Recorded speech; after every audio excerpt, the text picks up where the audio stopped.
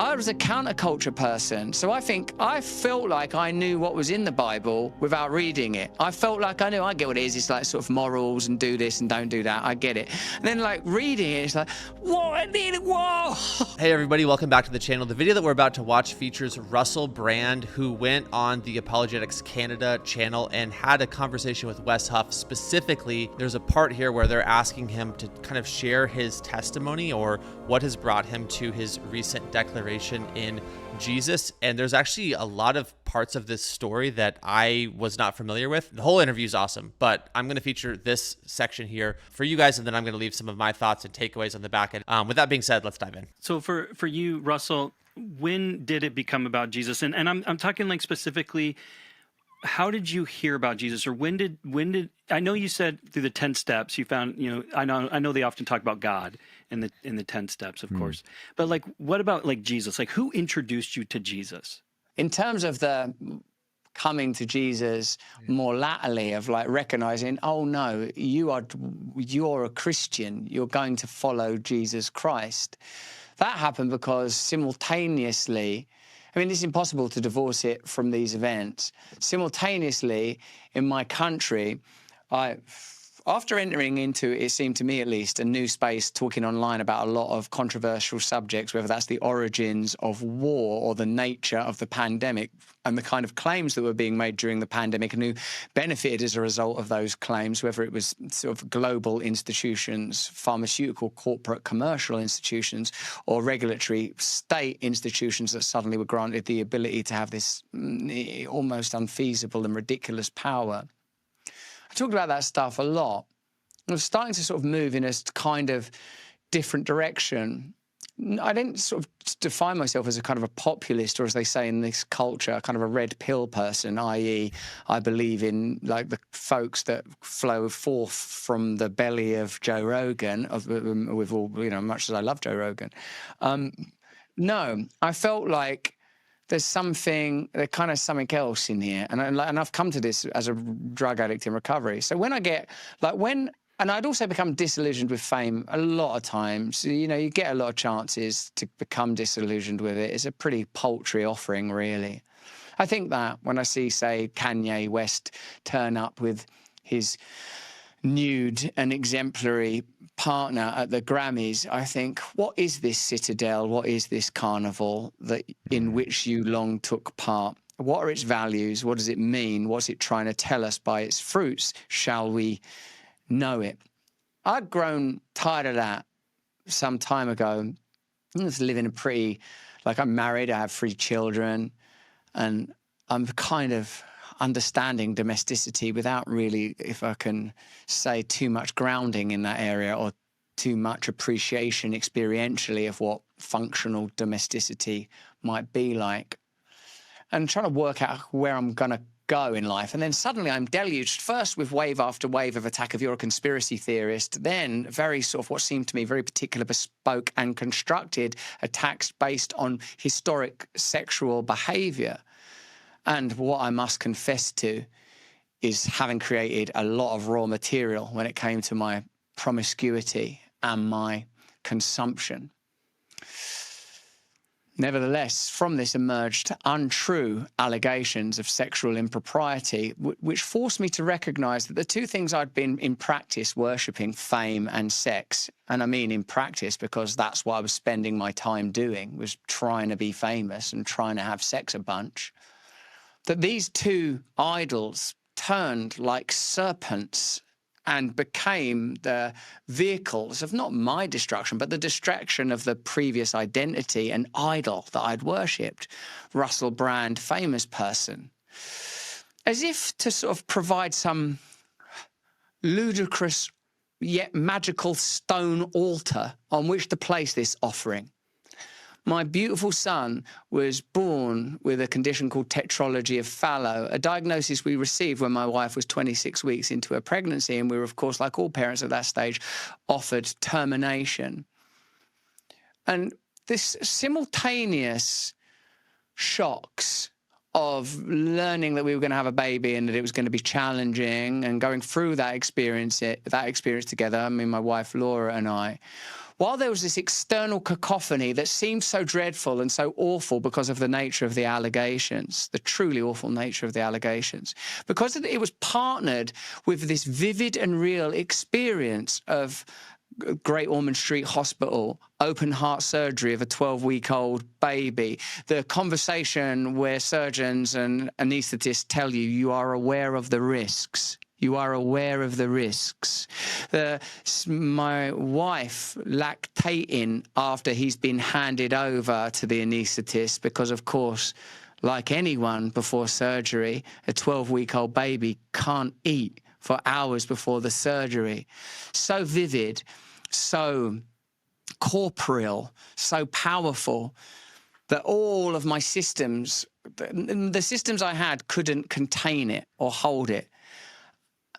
And in the midst of the sort of wreckage of it all and the bewilderment and the wilderness, in the wilderness of it all, the voices that I identify and locate are like people I know personally that are Christian, but that weren't particularly relevant somehow up until that point. And then some actual pretty prevalent Christians out of the culture emerge.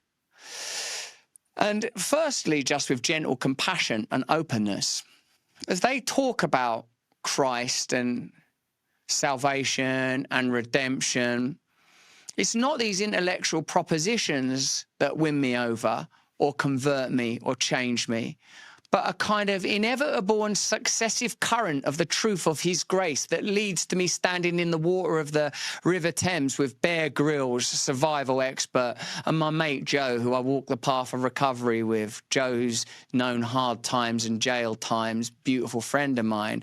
Either side of me, dipping me backwards into the Thames, the sort of coughing and choking that kind of preceded it. In the midst of the personal apocalypse and the white noise chaos that followed, there he is on the cross and above it, intimate and accessible, all-powerful, totally broken and vulnerable. Somehow transubstantiation is precisely what must take place, not in the Eucharist, but in the initial conversion. Somehow all of this is enough for me to say, oh, it's over, it is done, it is finished. And from then on in, a gentle cultivation and edification and, you know, reading the Bible. Like maybe, for example, because they're the inference that it isn't absolute, And I know that you lot know so much more about how the composition and the canonization and the Council of Nicaea and all of that. But what smashed me right up was there's a force coming out of this that's simultaneously within me and not within me and is above me and is beyond me. And it all makes sense in the same way that like I talked to Jordan Peterson about this type of stuff a bunch, and he points out the nature of the Old Testament predictions and how unlikely it would be that all those predictions will be fulfilled, and Moses holds up the staff and the serpent and he's held up on all of these kind of sort of poetic and archetypal resonances and rhymes. But what came to me is like, oh my God, this is it. This is the source of my beingness, the thing that I've looked for in LSD and ecstasy, and I mean ecstasy in the sort of bodily sense, the cup runneth over, joy being fulfillment, ecstasy being the bursting of the banks of self, is all here somehow in him and in his blood. And I thought I was too clever for it. But it was too clever for me. And amidst all of that, there's his infinite grace and his infinite compassion sort of alloyed to that power. So it came from absolute brokenness. But more than that, it wasn't like sort of, although there's a desperate, save me, like I'm drowning, I'm going to die out here. There's also something much more powerful, like that when you grab hold of it, the transmission you receive is so sort of ferociously truthful that it annihilated everything that had come before it. All of the paganism, pantheism, individualism, solipsism, narcissism just flooded out like in a new deluge. Let's go. How recently was this, Russell? Okay, the conversation goes on. I'm gonna cut it there, and I just want to make a couple of remarks. One, like I said at the start, I've never heard Russell's this particular part of Russell's story. I knew that he came from a obviously very hedonistic past. He obviously fame and Hollywood and all of that, but I like how they kind of kept repeating the question until he finally gets down to the actual moment of reckoning. And I guess a couple thoughts here. One, the role of suffering. Did you notice how God used hardship to soften Russell's heart, to open his eyes, to open his ears, so that he could actually see reality and not be deluded by delusions? I think that's important. I mean, I think about the recent conversation that was had on the Jubilee video and all of that about suffering, and the existence of God is unlikely in the face of suffering. I think that this testimony is at least one example of why that's not true, and I think it lines up well with Scripture and Scripture's depiction of suffering being a vehicle or a tool or a way in which God reaches us. I think it was C.S. Lewis, who described suffering as God's megaphone to a deaf world. And I think that that's exactly what you see here from Russell Brand. The second thing that I like, and again, judge a tree by its fruit, right? And so it's not my place to make any assessment beyond that.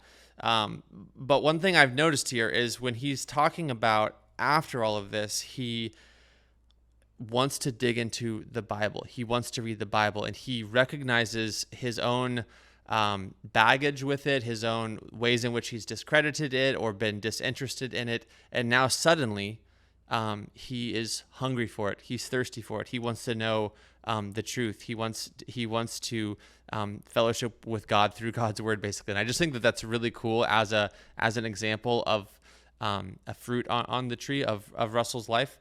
The other thing, speaking of the part that he mentioned with Jordan Peterson and the sort of the predictions and the prophecies that run through the Bible, the library of the books of the Bible, in a way that's basically impossible otherwise. And he's talking about Jordan. There's this amazing graph that showcases this. But again, just in terms of recent events, I think of the Great Isaiah Scroll and it pushing back the date of the book of Isaiah 1,000 years, and most significantly to hundreds of years before the life of Jesus, but yet containing multiple explicit, beautiful, wonderful prophecies of this Messiah who would come and who by his stripes we would be healed. And it's so crazy because that prophecy not only is fulfilled in Jesus in his incarnation on this world, but it's also the second part of it there is fulfilled even in this video in the life of Russell Brand and myself and Wes and anybody else who can say, yes, the prophecy is true. By his stripes, we are healed. And when we testify to that healing, we're playing a role in the fulfillment of that prophecy. The truth rings out as it is applied to person after person after person. So I thought that was really cool as well, that you actually see a prophecy and its fulfillment, a promise of God and its fulfillment here in the life of Russell. And what I love about this too, last thought, is Russell has nothing to gain. Russell is already famous, already has access to every worldly pleasure. He has absolutely nothing to gain, and in a lot of ways, a lot to lose. And so, I'm not making an argument here. I'm just making an observation that I think that it's his testimony is resonant to me in the sense that I relate to it in a lot of ways. But I also think that it's powerful in that so many people, maybe you, viewer of this video, are pursuing some reason for living that is going to leave you thirsty and dry. Maybe you think money's the ticket. Maybe you think fame is the ticket. Maybe you think women are the ticket. Maybe you think, we could go on and on. There's so many idols that will make you their slave. There's so many wells that you can drink from that will, again, leave you dry and thirsty. I'm thinking in my mind, I have, this recent conversation that I had with Alex, and I just wrote down a few really basic thoughts here, which is we can deny reason, but we must first use reason to do so. We can demote love to a purely physical thing, but we do so at our own peril. We can pretend that Jack the Ripper and heart surgeon are the same, that there's no real objective difference between freedom and slavery, but in doing so, we enslave ourselves into this materialist prison. In fact, all signs point to God himself, the creative mind behind all things, true love himself, the greatest good, but more than all this, the only well that does not leave you thirsty and dry. And again, I think Russell's testimony here speaks louder than anything that could be said about it. So for that reason, I'll stop talking now. I'll let you guys go. I'll see you guys in the next video. But thanks for watching this. Thanks for, I just wanted to feature this because I saw that the Apologetics Canada channel is, it looks younger, it looks smaller, and yet this testimony is big and powerful and awesome. And so I wanted to kind of highlight it or underscore it or double click on it or whatever they're saying these days. Hey guys, if you like this type of content, I really genuinely think that you would like the Daily Dose of Wisdom podcast. We've had guests like John Lennox from Oxford, Stephen Meyer from Cambridge, and many